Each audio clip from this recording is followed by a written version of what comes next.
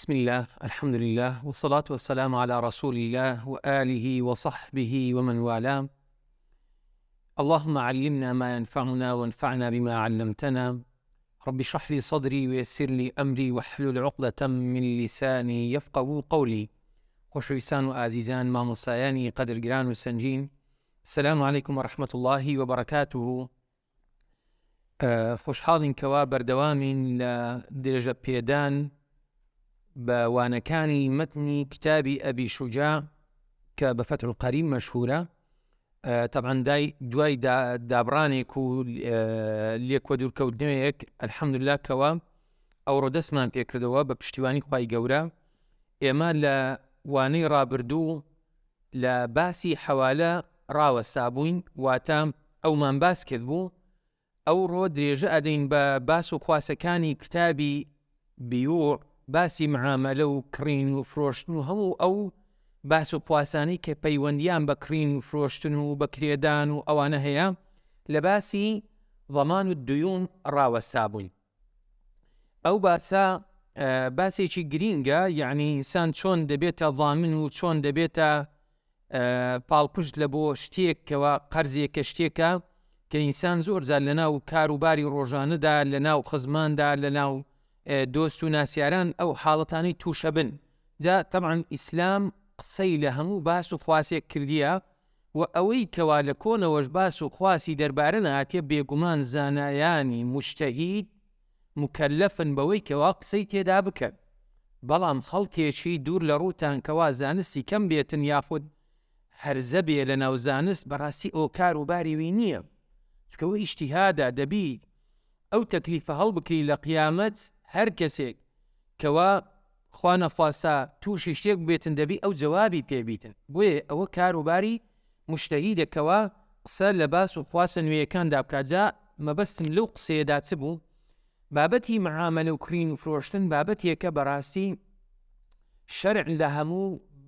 ئەوە ڕووەکانەوە تەسچی نەکردیتەوە، بڵکو بابەتێکی ئیجتیهادیە. معاملە و کڕین و فرۆشتن شتی نوێ دادێتن، بۆیە ئەوە کاری زانایانەکەوە بە درێژایی زەمن قسەی تێدا بکەن. ئەفەرمێت ويصح ضمان الديون المستقرة في الذمة إذا علم قدرها. دروستە کەسێک ببێتە زامین، بڵێ من لە باتی تو ئەو قەرزە ئەدەمەوە، بڵێ من دەبمە زامینی ئەو ماڵە لەسەر من بێتن، کاتێکەوە ئەو قەرزانە جێگیر بوو بن، واتە قەرزەکە لە ئەستۆی قەرزدارەکە جێگیر بێتن و بزانێتن ئەندازەی قەرزەکەش چەندە. واتە هەر لە گۆترە کاکە ئەمن زامینم چەندی هەیە نابێ. ئیدا عولیمە قەدڕوها، واتە شتەکە لەسەر بەسیڕە بێتن، ناکری هەر لە خۆوە عەشوایی کابرا بڵێ من زامنم، وەڵام من لەو کابرایە دەناسم ئەوها. چکە زۆر جاروێ ئینسان عاتیفە زاڵە بێ بەسەر عەقڵدا، لەوانەیە ئەتوو لەبەرەوەی بەرامبەرەکەت ئەوەندە خۆشە بێتن، یعنی ڕاستە و خۆ یعنی بەبێ قسەکردن لە بابەتەکە، بەبێ ئەوەی کەوا بەسیرەیەکە بێتن، بەبێ ئەوەی کە بەیانێک لە بابەتەکەدا بێتن دەبێ زامن. جا بۆیە دەڵێتن ئیدا علم قدرها ولصاحب الحق مطالبة من شاء من الضامن والمضمون عنه. کاتێکەوە کەسێک خۆی کردە زامن لە بڕی قەرزی کەسێکی تر، خاوەن پارەکە صاحب الحق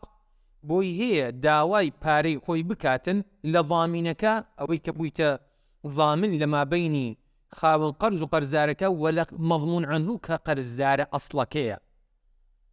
واتە خاوەن پارەکە بۆی دروستە لە هەرچی داوا بکاتن، لە هەر یەکێکیان لەو جوانە، لەبەرەوەی کابرا خۆی هینایتە بەدیلی خاوەن،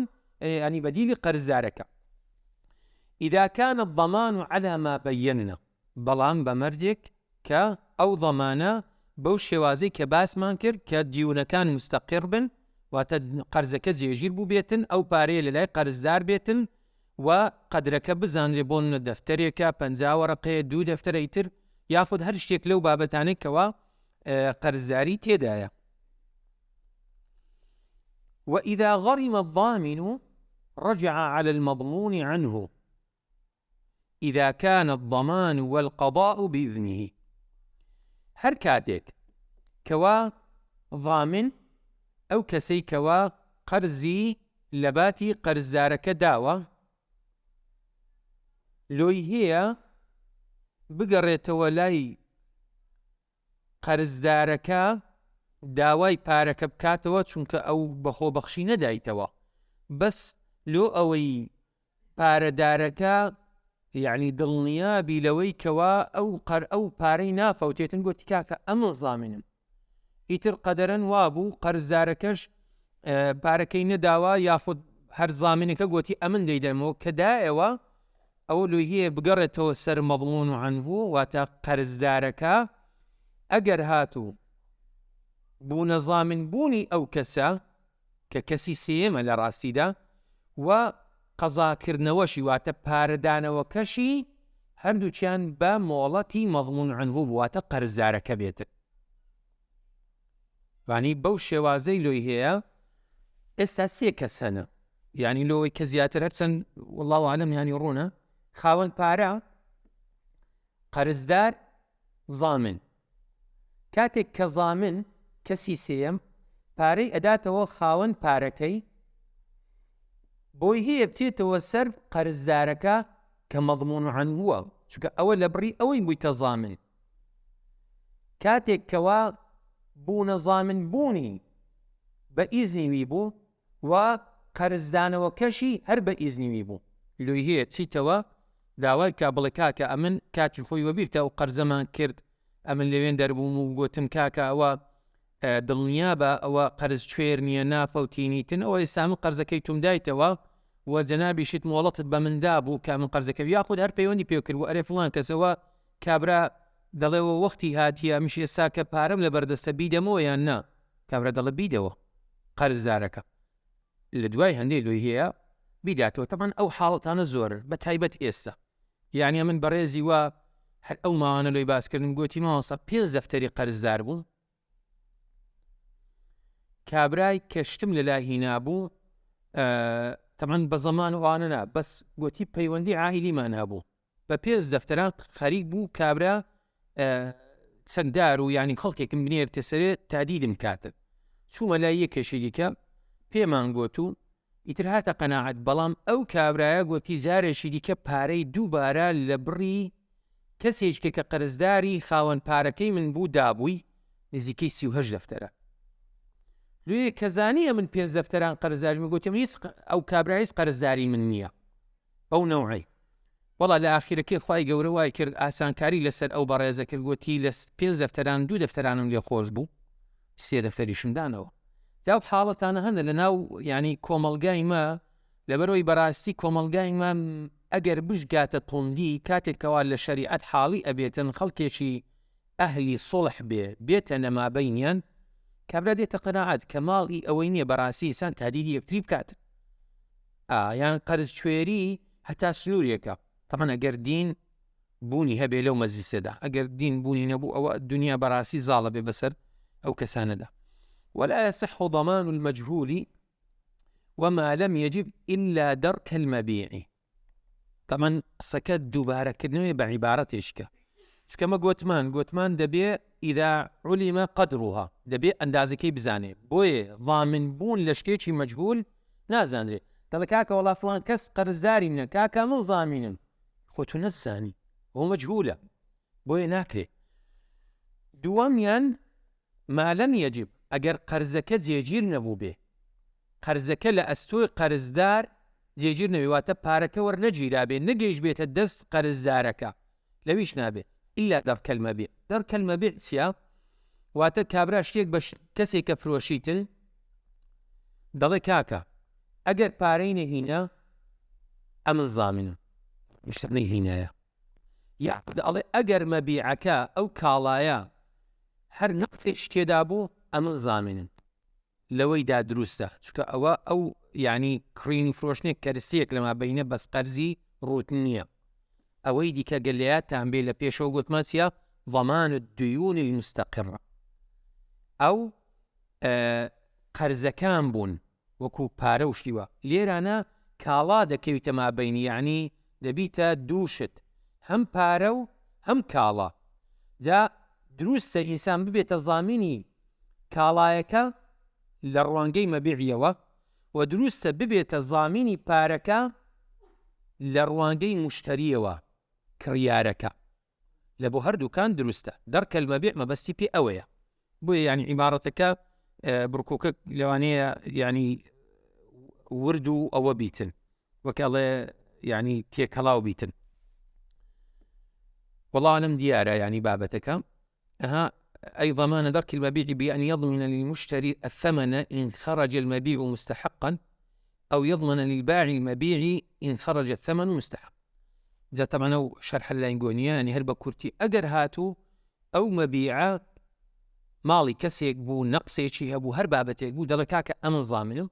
ياخد باركا نقيش دس فروشياري دووبارە دەڵێ ئەمن ئەومە یعنی چکە لێرانە بەس قەرز نییە پارە و کاڵایە وەنیە ئەوەی دیکە گوتمان دیون بەس قەرز والله ئەعلەم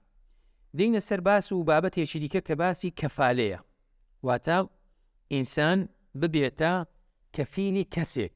بەجەستە والكفالة بالبدن جائزة إذا كان على المكفول به حق لآدمي دروستە ئینسان ببێتە کەفیل کە طبعا کەفالە شتێکی باوە ئێستا لە هەموو ئەوەکان دەکرێت و بڵێن بە لە لای محققانەکانوانە بە نووسین دەکرێتەوەوانە کە ئینسان دەسێتن ئێستاکە بەنسبەت ئەو سەردەمەیمە زۆرتر کەفالە وەکو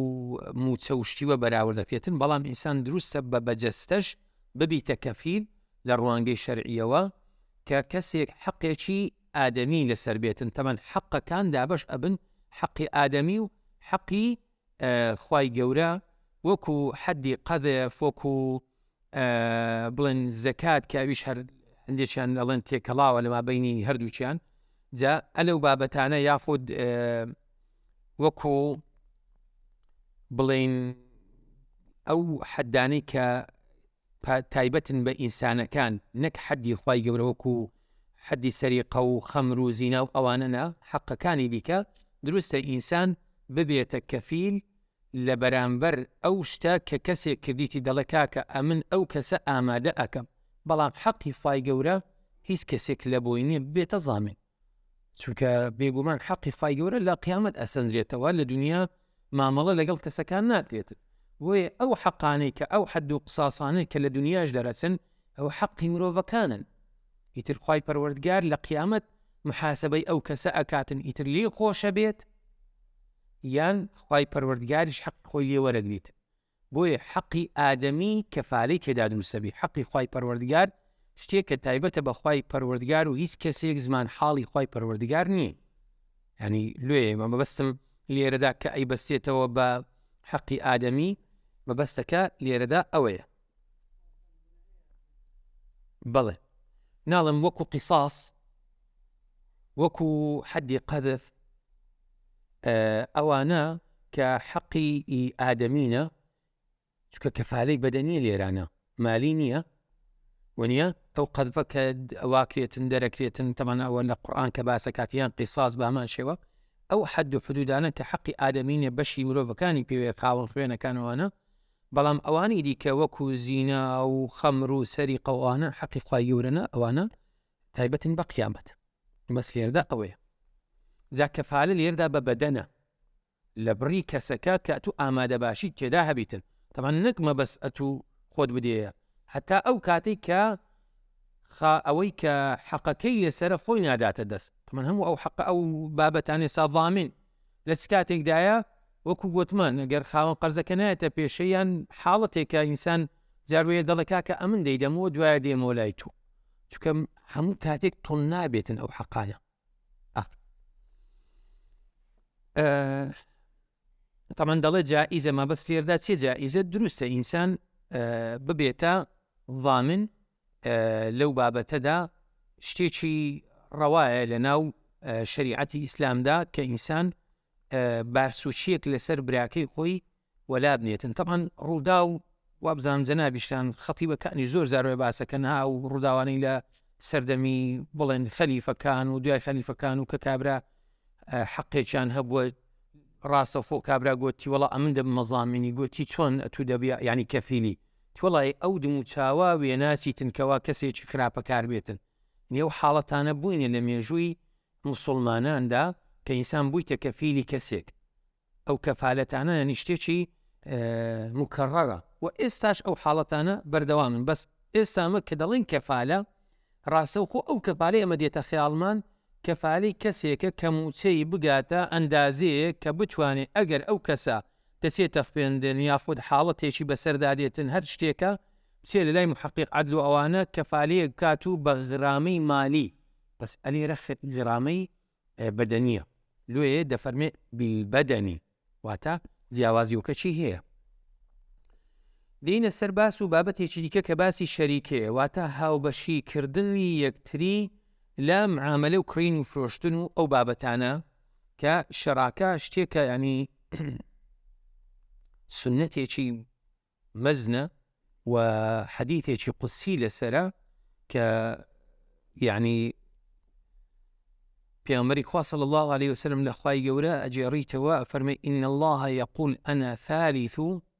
الشريكين ما لم يخن أحدهما صاحبه فإذا خانه خرجت من بينهما. يعني حديثك قدسيك إمامي أبو داود جرايتوا إمامي حاكم جرايتوا إمامي ذهبي دروستی داناوە بڵێن چکە ئیمامی حاکم کاتێک کە دەجێڕیتەوە ئیمامی ذهبی کە بەسەری داچتەوە هەر حەدیثێکەوە نشاب وافقه الذهبی ئەوە عولەما بە پەسەندیان داناوە جا خوای پەروەردگارە فەرمێ من سێمی دوو کەسم کەوا دەبنە شەریک لە مامەڵە و کڕین و فرۆشتنێکدا بە مەرجێ خیانەت نەکەن واتە خوای پەروەردگار بەرەکەت دەخاتە ناو ئەو شەراکەتە بەڵام کاتێک کە خیانەتیان کرد خوای پەروەردگار بێگومان لەگەڵ کەسی خراپە کاردانیە فەرمێ من دەسمە دەرێ واتە ئەوە خوای پەروەردگار ئەو خێر و بەرەکەتیان لێ ئەگریتەوە لێ بەڕاستی شتێکی زۆر مهمە ئینسان جاروەیە ماڵ و سامانی خۆی بەشی کارێکی چاک ناکاتن پرۆژەیە کە شتێکە بە دوو کەسان بە ئیشێکە لەستن ئیتر ئەوە دەتوانن ئەو مەبەستەی کە هەیەە بە باشتر بین نەجێ جا ئەفەرمێت شەراکەت دروستە وللشريكة 5 شرائط بيز مرزيانة أن تكون على ناض من الدراهم والدنانير دبيت لسر شتيك بيتن كوام لبيت الليرانة بسي أويا واتا درهم ودينار ياخد أو باريك إساكا بلن بديلتي وأن يتفقا في الجنس ودبيت كاتك كوا أو مالتك لاوكن دبي لجنس والنوعي وترجز جوري بابتك وكويك من متفق من وأن يخلطا المالين مالكشتي كلاو كان مدي سيميان وأن يأذن كل واحد منهما لصاحبه في التصرف وهريكك أويتر مولت بي بداتا لوي كوا بكيف خويلو مالتك الكراوي كوا تيكلاويان كرديا دبي حقی سەرپەریشتی کردن و سەڕف کردن و هێنان و بردننی ئەو ماڵیان هەبێتن واتە هەموو کاتێک نەگەڕێتەوە سەر ئەوی بەڵکو یەکتری ئیزن بدەن تەسەڕوفی مطلق دەماڵەکەیدا بکەن وأن يكون الربح والخسران على قدر المالين على قدر المالين واتا دەبێت ئەو ڕبح و خسرانە واتە ئەو قازانج و زەرەرەی کەوا لەو معاملەیە لەو شەراکەتە کە دەکرێتن تەمەن حەڵاڵی معاملە و کڕین و فرۆشتن و هەر بابەتێک لەوەیە لە بەرەوەی قازانج و زەرەریا تێدایە خەڵکێک ئێستاکە یعنی نایە بە هیچ نەوعێک زەرەر بکاتە کەوە شتێکی مستەحیلە لە کڕین و فرۆشتندا لێ زۆر زیاد پەنا لە بۆ ڕێگە ناشەرعیەکان ئەباتن کە بەڕاستی لە کڕین و فرۆشتندا ئەوانە ڕێکە پێدراو نییە بۆیە دەبێت لە قەدەری مالبی واتە ئەو بۆن منە 50 وەرقەی هێناوە ئەو دەفتەرێکی هێناوە دەبی ئەوە ناکرێتن بە موساوی بێتن نە قازانج نەزەرەر بە ئەندازەی ماڵەکان دابەش ئەکرێتن ولكل واحد منهما فسخها متى شاء و هەر یەکێکیان ئازادن لە هەڵوەشانەوەی ئەو شەراکەتە هەر کاتێک ویستی نابێ مەرز دابنرێتن لە بۆ بەردەوامی ئەو شەراکەتە ومتى مات أحدهما بطلت هەر کاتێک هەر یەکێک لەو دوو کەسانە کە مردن ئەوە ئەو شەراکەتە هەڵەوەشێتەوە مەبەست لێرەدا هەڵەوەشێتەوە چییە؟ ناچێتەوە لای میراتگیران. مەبەست لێرەدا ئەوەیە، یعنی کە دەڵێن باتڵ ئەبێتن میراتگیرەکانی کوڕەکان وڵایی ئەمە کاک فڵان بابمان لەگەڵە تو شەریک بوو ئەوەیە، ناڕاستەوخۆ هەڵەوەشێتەوە، شەراکەتەکە ناگوازێتەوە لە بۆ میراتگیران. طبعاً جا ئەمە ئێستا لەوانی هەر یەکێک شتی بە خەیاڵدا بێت، شت زۆرە لەو باس و بابەتانە، وا من لێرانە شێشی کەش دەڵم، ئەمە وەکو دووبارەکردنەوەیەک. ئێستا ئەمە مەتنی ئەبوو شوجاع خوێنی، ئەو کتابە بە کورتی و پوختیە، بابەتی فقهی لەگەڵ ئەوەی کە نەوعاً ما ئاڵۆزە و بەڵام بەرفراوانیشە، وەوە فقهی شافعیە. یعنی ئێستا من هەندێک بابەت هەیە ئەلێرانە دەبینی کە عولەمای دیکە هاتینە، بە تایبەت یعنی ئیمامی نەوەوی قسەی زۆرە، لەبەرەوەی ئیمامی نەوەوی مەجموعی ئیمامی نەوەوی لە دوای ئومی شافعی یەکێکە لە کتابە هەرە گەورەکانی ناو مەزهبی شافعی. طبعاً ئەو هەموو عولەمایە هاتینە، دوو کەس بە شەیخان مەشهورن، ڕافعی نەوەوی. جا نەوەوی کە ئاخیرە، یعنی مڕەجیحە، هەندێک دەڵێن مجتەهیدی بڵێن مقەیەدە، ئیتر هەر یەکەی ناوێکی لێ ئەنێتن بە مڕەجیحی مەذهبی ئیمامی نەوەویدا. هەندێک لەو باس و بابەتانە لەوانەیە ئەتوو بە نەوعی شتکت کەویتەوە بەرچاو ئیعتیادیە، بەس ئێستامە لەگەڵ ئەو بابەتە ئەڕۆن، واتە بابەتی فقهی بەڕاستی بە تایبەت ئێستا لیژنە فتواکان، یعنی ئەو شوێنانەی کەوا زۆر جارۆی مراعاتی خەڵک ئەکرێتن، لەوانەیە تۆن نەکرێتن، لێ یعنی ئەمە دەستەوەستان نین لە هەندێک شت ڕاستەوخۆ، بەڵام وەکو لێرانە کە باسەکاتن بەو شێوازەیە.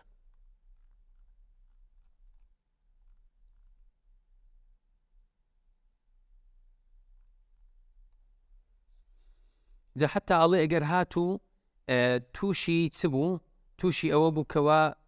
شێت بوو، یان تووشی حاڵەتێکی بۆ نمونە سەرفۆشی و ئەو شتانە بوو، لەبەرەوەی ئەهلیەتی نامینێتن، ئەوە لەو حاڵەتەشدا ئەو شەراکەتە بەتاڵە بێتەوە، چونکە شێتیش هەر شێتی ئەوە نییە زگماک بیتن، جاروێ ئەو ئینسانە زاکری لە دەستەدات و ڕاستەوخۆ تێکەسیتن، یعنی جگە لە زەهایمەریانی وەکو نەخۆشیش تەعاملی لەگەڵ کرایە لە ڕوانگەی شەرعی. ئەوەش بابەتی شەراکەت کەوا بەو پێنج مەرجانە عولەما باسییان کردیان. دینە سەر باس و بابەتێکی دیکە باسی وەکالەیە، واتە کەسێک ببێتە وەکیل لە بڕی کەسێکی دیکە، یاخود وەکیلێک بگریتن، یعنی هەردوو لە هەردوو بابەت. دەڵێ لە باب و خواسی وەکالەت وكل ما جاز للإنسان التصرف فيه بنفسه جاز له أن يوكل أو يتوكل فيه. هر قضيك كدروز بيتن إنسان بخودي خوي تصرفي تيدا بكاتن بخودي خوي دروست لبوي كتب كاتن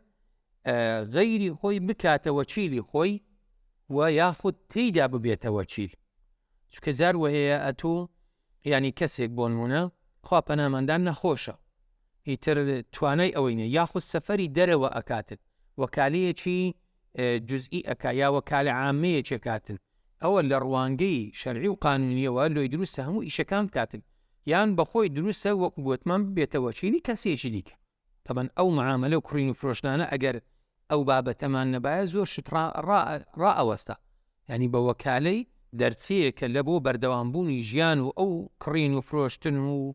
زۆر بابەتی دیکە هەیەکەوە وەکالەی پێویستە لە بابەتە کۆمەڵایەتیەکان یاخود لە بەجێگەیاندنی هەندێک قەزیە شەرعی وەکو زەکات و ئەو شتانە. والوكالة عقد جائز ولكل منهما فسخها متى شاء. طبعا وكالة عقدێکە گرێبەستێکە لە مابەینی هەردوو تەرەف لە بۆ هەردووچیان هەیە ئەو وەکالەیە فەسخ بکەن هەڵوەشینەوە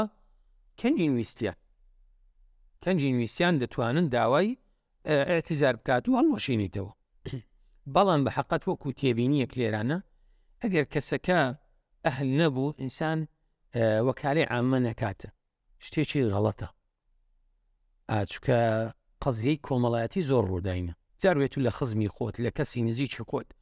لەبەرەوە ئینسان لەوانەیە تا ئێستا هیچتان نەکەتبیتە مابین وەکو ماڵ و سامان و ئەو شتانە یاخود هیچ تەماعێک نەکەتبیتە مابین لێ ئینسانەکە کەسێک ئەهل نەبیتن وەکالە عامەی لۆ نەکاتن لەبەرەوەی بە حەقی قانونی ئەتوو بە حەقی شەرعیش تەبعاً بەڵام ئێستا کە ئەوڕۆ دام و دەستگاکانی وڵات وەکو ئەوە ینی ئەو محکەمە و ئەوانە کە هەنا دەنا حەقی شەرعی بێگومان بەڵام لەبەرەوەی ئێمە وەکو سوڵتە لە بەردەستماندانە بەڵام ئێستا تو لە دام و دەستگاکانی دەوڵەت دەتوانی ئەو دادگاوانە حەق خۆت بسێنیەوە لەبەرەوەی ئەو وەکالە عامەی لۆ نەکرایە دوێ وەکالە عامە ینی سلبیاتی هەیە وەشتیش خۆی دایە جا ئینسان لۆیە خۆی تووشی سوڵح و سوڵحکاری نەکاتن دەستی کەس ماچ نەکاتن لە پێشی هەنگاوێکی وا ماوێ کە لەسەری پەشیمان بێ وەتەنفەسی خۆ بمەوتی ئەحەدیهما بەتاڵە بێتەوە فەسخە بێتەوە ئەو عەقد و گرێبەستە بە مردنی یەکێک لەو دوو تەرەفانە والوەکیل ئەمین طبعا وەکیل فعلا ئەمینە ئەتوو بۆیە کارێک بە کەسێک ئەسپێری کەوا بە ئینسانێکی دەستپاک و کە ئەهل بیتن لە بۆ ئەو بابەتەی ئەتوو ئەو ئیشت پێسپارێت یاخود بە خۆت کە دەستیە ناو مەیدانی بوونی وەکیل لە بۆ کەسێک دەبێ ئەمین بی چونکە تەماع بەڕاستی ئینسان زۆر زاروێ لە خشتە ئەبات ماڵ دنیای تر تەبیعەتی وایە ئینسان زۆر زاروێ لەوانەیە خۆی پێ کەسێکی بەتوانابی بەڵام کە ڕوبەڕووی هەندێک شت ئەبیتەوە لەوانەیە ئەوجا هەز بە نەقسی خۆی بکاتن ئاجا لێ ئینسان دەبێت وەکیل ئەمینە ئەوانەوە ئیترام و ئەو دەقانش واردن کە ئەمە ئێستاکە لە خزمەتیان داینە دەفەرمێت فيما يقبضه وفيما يصرفه لەو شتەی کەوا وەری ئەگرێتن لەو شتەی کە سەرفی ئەکاتن تەمان وەکیل چێیە ئەو کەسێک کە دەبیتە زمان حاڵی ئەو کەسە کە لە بڕی بوویتە وەکیل کە چ وەربگریتن لە باتیوی نابی خیانەتی تێدا بکاتن بیگەینێتە جێی خۆی یان سەرفی بکاتن کاتێکەوە ئەو ماڵە بەویست پێدرایە بیگەینێتە جێی خۆی دووبارە عینی بە هەمان شێوە ئەمینە و بەڕازگۆ و بە دەستپاک دانراوە لە ئەو کارەدا ولا يضمن إلا بالتفريط وەکیل نابێتە ضامن نابێ قەرەبووی ئەو ماڵ و سامانە بکاتەوە کەوا لە دەستەسێتن تەنها ئەگەر بەکەم تەرغەمی نەبێتن ئیتر بەکەم تەرغەمی ئەو ماڵەی لە پێش دەرکەی فڕەدایە کە شایستە بوو لە ژوورێ باە ئەو ماڵە یعنی بۆ نمونە بە شێوازێک تەعاملی لەگەڵ کردیە کە بۆ نمونەگەر ئاژەڵێک شتێک بوو بێتن برسی کردێ تێنی کردیە یاخود لەوانەیە ئەویش بە کەسێکی دیکەی سپار بیتەوە کە ئەو کەسە ئەهل نەوبی جا ئەو حاڵەتانە زۆرن بۆیە ئینسان کە دەسێتە مەیدان بەڕاستی دەبی هەموو شتێک ڕەچاو بکاتن یعنی ئەتو کە وەکیلی کە ئەمینی نابی کەم تەرغەمی بکەی لە ماڵ و سامانی ئەو کەسە طبعا ئینسان زۆر جاروەیە لەو بابەتانەشدا ئەگەر کەسی دووەم لەگەڵت و ئەوە بکاتن ئەتو چۆن دڵت پێدێشی بێنە بەرچاوی خۆت کەسی دیکەش بە هەمان شێوە لەو شتەدا دڵی دێشیتن بۆیە دەبێ ئاگادار بی ولا يجوز أن يبيع ويشتري إلا بثلاثة شرائط دروست نییە وەکیل هەستێت بەکڕین و فرۆشتن و ئەو بابەتانە ئیلا تەنها بە سێ مەرز نەبێتن یعنی کاتێک کەوا وەکالەی مطلقی هەیە طبعا ئەگەر ئەموڵەتی پێدرابێتن بە سێ مەرز نەبی لۆی دروست نییە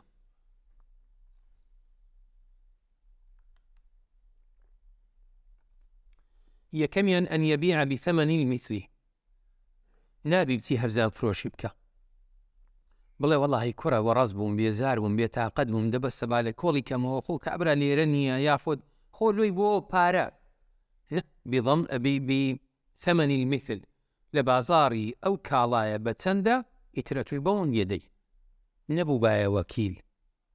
بۆ ئێمە قسەی یەکەم دووباراکەینەوە ئیشێک مەکە کە لە توانات دانیە با عاتیفە زاڵ نەبێ بەسەر هەست و نەسی ئێمەدا لە ئەو بابەتاندا و ئەن یەکونە نەقدەن نابێ بە قەرز بێتن دەبێ ڕاستە و خۆشتەکە دەبی دەست بەجێ وەربگرێتن لەبەرەوەی تو زامنی ئەتوو وەکیلی ئەتوو بە قەرز ئەدێ ئەو کەسەی چێ دەڵێ ئەو کەسە پارەت دەداتێ چێ دەڵێ قەرز شوێر نییە چێ دەڵێ وەفات ناکا نابێتە وەرەثە و کۆمەڵێک شتی بە دووادانایەتن ئەوانە هەمووی يعني لە معاملەکەدا ڕەچاو ئەکرێتن بۆیە دەبێت نەقدەن بێ دوایە بنەقدی البەلەدی تەمەنەوە لێرانە وای باس کردیە جامە لەوانەیە وەکو تێبینی بە پارەی ئەو وڵاتە بێتن چکە جاران وەکو ئێسانە بۆ سەیڕەفە و ئەوانە هەبن ئەو نووسنگەی ئاڵ و گۆڕچەی دراوەکان هەبیتن لێ ئەو مەرجە شیادانایە بنەقدی البەلەد واتە پارەی ئەو وڵاتە کە پارەی وڵاتە بۆ نمونە لە عالەمی ئیسلامی درهەم و دینار بووە درهەم زی بووە دیناریش زێر بووە ئێستا عولەما قسەیان هەیە بە حەقەت ئەمن شتێکی وام نەدیتیە لەسەر ئەو بابەتە بەڵام چکە ئێستاکە دراو یعنی دۆلار ئێستا بۆ نمونە بە تایبەت لە کوردستانی عملەیەکی لە بۆ کاروبارە قورسەکان زۆرتر بە دۆلار تەعامولەکرێتن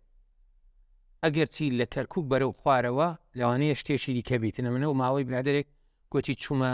حتا بەسراو ئەوانە چوو بوو دەیگو کە دۆلارمان بەکاردەینە تەمان لە ناو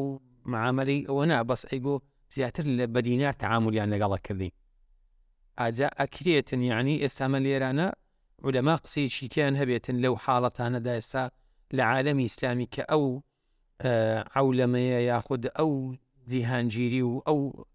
ئەمریکا زاڵبوون و غەرب زاڵبوون بەسەر عالەمی ئیسلامیدا لەوانەیە قسەیەکی دیکە هەبیتن لەسەر نەقدی بەلەد ولا يجوز أن يبيع من نفسه ناکرێ ئەو شتە بەخۆی بفرۆشێ یعنی بۆ نمونە ئەگەر حڕکرا بوو لە کڕین و فرۆشتن واتە نابێ بیداتەوە خۆ یان بەخۆی بفرۆشێتن یان بە منداڵەکانی خۆی بفرۆشێتن بڵێ وڵای ئەوە هەری ئەوەیە ئەمن هەر دەیفرۆشم ئیتر نابێ بەو بابەتە پارەکە وە دەست بێنیتەوە ولا يقر على موكله إلا بإذنه نابێ دان بنيەتن لەسەر وەکیلەکەی ئەوەی کە ئەو تەڕەفی یەکەم واتە لە بڕی بوویتە وەکیل نابێ دان بنێت بە قەرزێک بە شتێک کە لەسەرەویە ئەگەر ئەو مۆڵەتی پێنەدابیتە جای سامەدەینە سەر ئیقرار لە وانەی ئین دواتر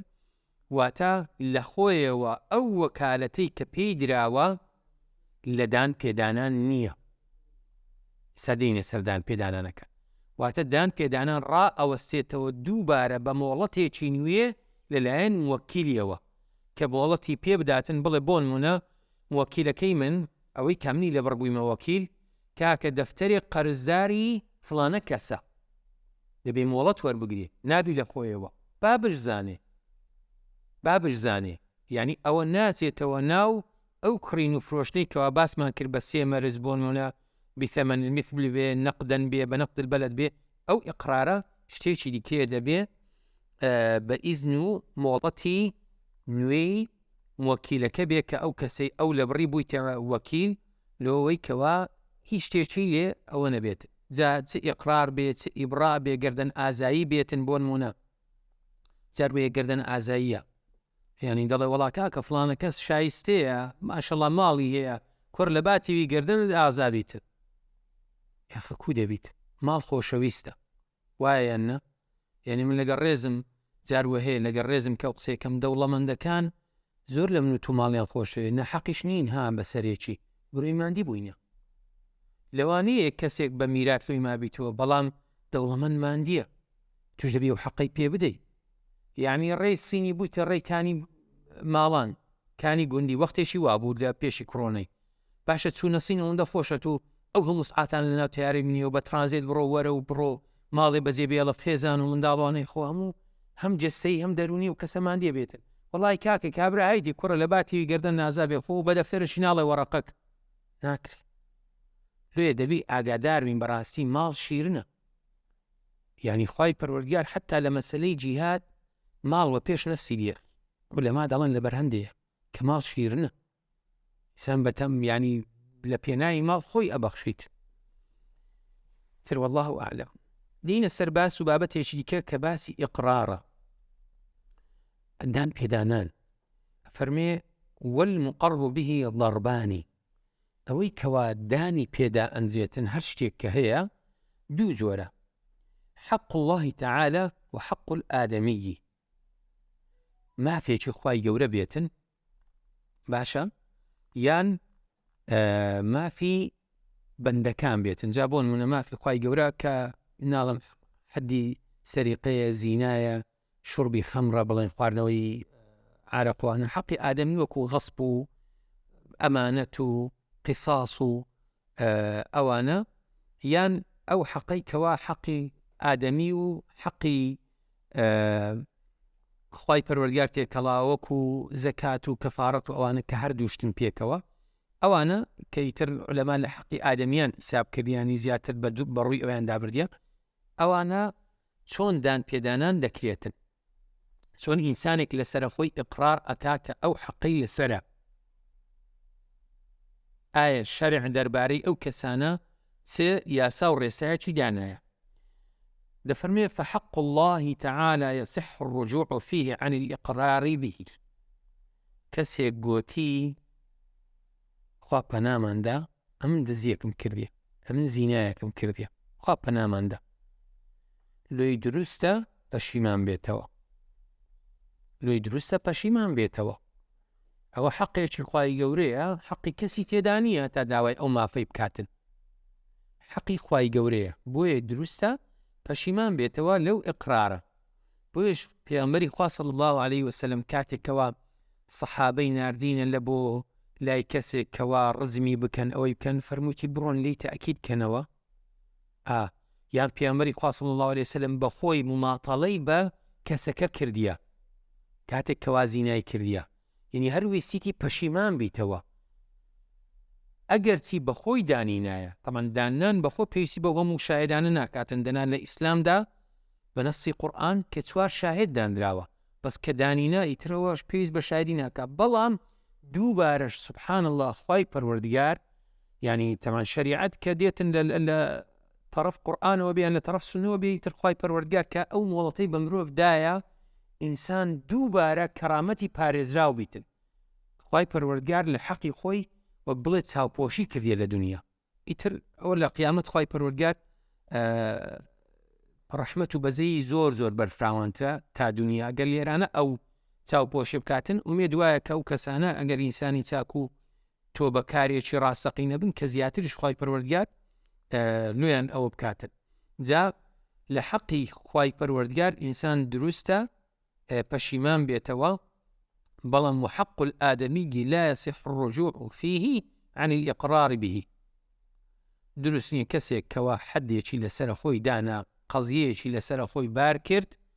فشە بکاتن. قسەیەکی بازاریە بەڵام حەقیقەتە، ناکرێ ئەتوو فشە بە عەقڵی ئەو کەسە بکەی، وەڵام قەرزداری فڵان کەسیمە، وەڵاو ئەمانەتە دانا وەڵا هەر بە سوحبەت وان بوو، نابیتن. لێ حەقی ئادەمی دوایە ها کێشەمان هەوڵدە کەم نییە تو کێشە لۆ خۆت دروستکە. ئیسان دەبی دایمەن ئاگادار بیتن هەندێک شت لەسەرت ئەمینێتەوە، جگە لەوەی وەکو ما یەلفیظ من قەول، بەڵام هەر لە ناو مرۆڤەکان، چونکە جار وەیە تو ئەو کەسە لە بۆسەدایە تو نازانی، هەر خواخوایەتی شتێکت لێوە بینیتەوە. لێ حەقی ئینسانەکان بەڕاستی خەتەرە. جا وەکو گوتمانیانی دەڵێ وڵای تاکە ئەمانەتێکی فڵان کەسم لابوو، یان کەس شتێکم لە کەسێک خواست بوو لەلام مابوو، یان ئەو ماڵە وەڵا من داگیرم کرد بوو، ئیترەوانە هەموو حەقی ئادەمینە، یان وەکو گوتمان حەقێکی ئادەمی بێت تێکەڵ بە حەقی خوای پەروەردگار وەکو زەکات و کەفارەت و ئەوانە کە عولەما دایانایە، ئەوەش کە هەردووکە بەڵام بە حەقی ئادەمیان زیاتر زاڵ کردیە. بۆیە ڕجوع و پەشیمان بوونەوە تێیدا ناکرێت. وتفتقر صحة الإقرار إلى 3 شرائط. پێویستی پێ هەیە لە بۆ ڕاستی و دروستی ئەو دان پێداهێنانە کەسێک کە ئەو حەقانە لەسەر خۆی واجب ئەکاتن، دەڵێ ئەمن ئەو شتم لەسەرە، یاخود ئەو کارم ئەنجام داوە، یان ئەو ئەمانەتەم لەسەرە، پێویستی بە 3 مەرجە. چی ئەو دان پێداهێنانەی لێوەرە ئەژیرێ لە ڕوانگەی شەرعی؟ یەکەمیان دەبێت بلوغیە بێ، واتە منداڵ واش بڵێتن ئەوە منداڵ لەسەری نییە، چونکە قەڵەمی لەسەر نییە لەلایەن خواوە، بۆیە لە لای مرۆڤەکانیشەوە مکەلەف نییە. والعقل دەبێ ئەو کەسە ژیری و عقلی هەبێتن. والاختيار وإن كان بمال اعتبر فيه شرط الرابع وهو الرشد. ودەبێت شرطی سێم اختیار، واتە بە ئیکراه نەبێ، بە زۆری بە زۆر لێکردن حەق و دان پێدانانێکی لەسەر دانەندرێتن، بەڵکو دەبی ئەو کەسە بە ئیختیاری خۆی بێتن. ئەگەر ئەو دان پێداهێنانە پەیوەندی هەبێ بە ماڵ، مەرجی چوارم دێتە گۆڕی کەوا ڕوشتی هەبێ، ئەو کەسە گونجاو بێ کەوا ئەو شتە ئەنجام بداتن، سەفیه نەبێتن لە ڕوانگەی شەرعیەوە، کەسێک نەبێتن کە ئەو کاروبارەی پێ ئەنجام نەدێتن، ینی لەگەڵ عەقڵ و بلوغ دەبێ ڕوشتیشی هەبێتن، کەسێکی گونجاو و لەبار بێتن فعلەن ئەو ئیقرارە لێی بێتن، نەک کەسێک بێتن هەزەلی و بێسەر و بەر و یعنی هیچ جێی ئیعتیبار نەبێتن لەناو کۆمەڵگا. بۆیە ئەوانە مەرجی دان پێدانانەکانن کاتێکەوە شەرع باسی کردیە. وإذا أقر بمجهول رجع إليه في بيانه. ئەگەر وتی وەڵی شتێکمان لەسەر هەندێک ماڵ و سامان و شتیوە، ئەوە بە شتێکی مەجهول نەیگۆ بۆن منە ئەوەندە دانەیە، ئەوەندە چیلۆیە، یاخود ئەوەندە عەدەدەیە، شتێکی ئەوە بە مەجهولی گۆ دەگەڕێتەوە سەری بۆی بزانرێتن ڕوون کاتەوە ئەو شتە چ بوو، چەند بوو، لەکوێ بوو، واتە دەگەڕێتەوە سەر ئەو کەسەی کە مقیڕە، ئەو کەسەی کەوا دانی نابە و شتەکە لە سەریتی. ويصح الاستثناء في الإقرار إذا وصله به. کەسێک دەڵێ وەڵی ئەمە 100,000 بۆن منە فلانە کەس قەرزدارم بەس 20,000 نەبی، چی کرد؟ هەر لەناو گۆتندا 20 لێ دەرکرد. دروستە ئیستثنا جیاکردنەوە، دابڕین لێدەرکردن لەو ئیقرار و دانپێدانانەی ئیدا وەصەڵه به، لە کاتێک کە ئیقرارەکە ئەو جیاکردنەوە دەربکاتن. بەڵام گوتی وەڵام من 100,000 دیناری ئەو کەسە قەرزدارم، قسە ڕۆیش دوات وەڵا عەفەن 80,000 بوو، ئەوە وەصلی نەکرد، واتە ئیستثنایەکە ئەو 20,000 لە دوای چەند قسەیەک ڕوویدا، بۆیە دەبی ئیدا وەصەڵه به. وهو في حالة الصحة والمرض سواء. ئەو دان پێداهێنانە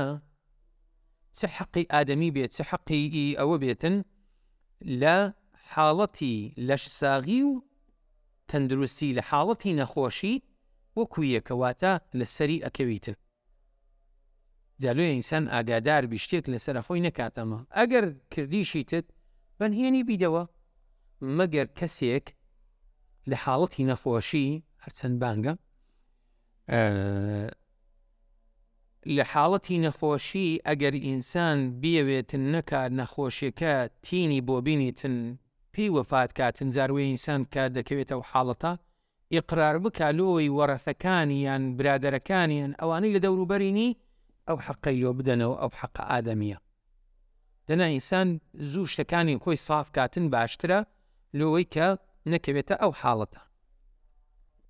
بەو ئەندازەیە دەینە کۆتایی ئەو دەرسە شتەخوای گەورە پاڕینەوە کە هەموو لایەکمان زیاتر و زۆرتر لە شریعەتەکەی خۆی حاڵی بکاتن ئینشاءالله لۆی کەوا موفقی دنیا و سەربەرزی قیامەت بین. وصلى الله وسلم على سيدنا محمد وعلى آله وصحبه أجمعين، والسلام عليكم ورحمة الله وبركاته.